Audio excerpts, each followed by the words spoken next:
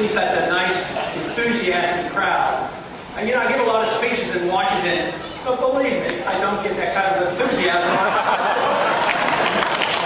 It's usually a pretty empty auditorium when I get to talk up there. But I get back to my sanity when I get out of Washington, get home, and get to visit with people like you. So it's a real pleasure to be here. And, you know, about a year ago, we announced that the revolution was beginning. But today, we say, let's continue the revolution.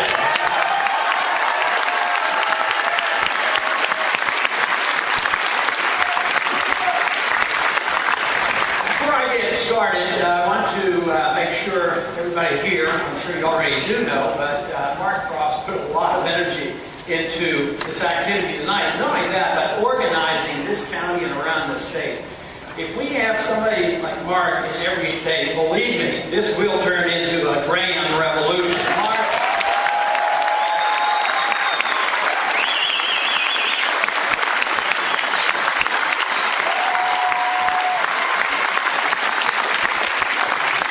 and I guess I can give you a few little updates on politics. I hear that Peter Schiff is doing quite well. Maybe 6% of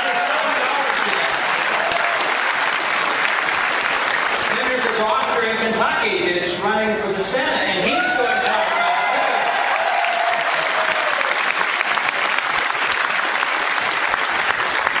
The media has, been generous. They've talked to both of us at times about what he's doing, and they asked me if I'd given him any advice. And of course, I don't really give him advice, and I've suggested things and asked him questions. I said, are you really sure you want to give up a perfectly good medical practice and go into politics?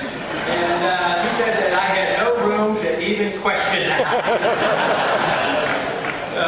But all of us have other things to do, but we're all engaged in the preservation of liberty. And that should be our goal. That should be the goal of all political action, is the preservation of liberty. With our freedoms, all our other problems can be solved in a much better way than they're attempted to be solved today.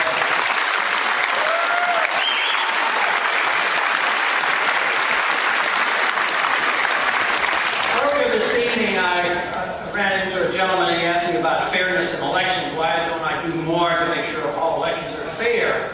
And it is true, elections aren't always fair. There was one time not too long ago that I had a problem with an election. In fact, it was in the early years of the 1970s where we actually thought election was stolen. But this should just surprise us all, because don't we have a very active CIA making sure all the elections are fair around the world? And if the election doesn't come out quite right, we have a new election and we do it all over again. But back in the days when we had a contest, we actually had a lot of evidence. We got it in court, and one gentleman was called before the judge. And the judge just said, young man, he says, do you know you're being charged for voting 7 times? He says, no, but he says, I thought I was getting paid. But fortunately, we don't have to worry about that right now, because ultimately, elections are key, obviously, we're involved. But ultimately, it's what's in the hearts and the minds of the people. What